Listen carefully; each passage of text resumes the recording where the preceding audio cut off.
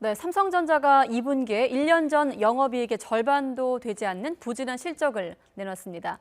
3년 만에 흑자 폭이 가장 작았던 반도체 부진이 치명적이었는데 전망도 그리 녹록지 않아 보입니다. 조태현 기자의 보도입니다.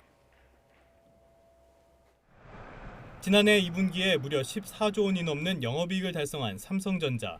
하지만 1년 만에 상황이 완전히 바뀌었습니다. 올해 2분기 영업이익은 6조 6천억 원으로 절반 이하로 쪼그라들었습니다. 부진한 실적의 가장 큰 배경은 주력 사업인 반도체의 부진입니다. 반도체 사업 부문의 영업이익은 1년 전보다 무려 70% 넘게 급감했고 지난 1분기 실적에도 크게 못 미쳤습니다.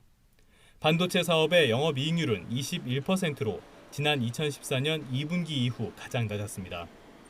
반도체 같은 경우에 가격은 좀 많이 하락을 여전히 했지만 지난 2분기에 근데 실제 디램하고 낸드 출하량은 예상보다 좀 많이 돼서 수요가 좀 예상보다는 좀 좋다 아니면 뭐 우려만큼 그렇게 나쁘지 않다 정도의 해석은 충분히 가능할 것 같습니다.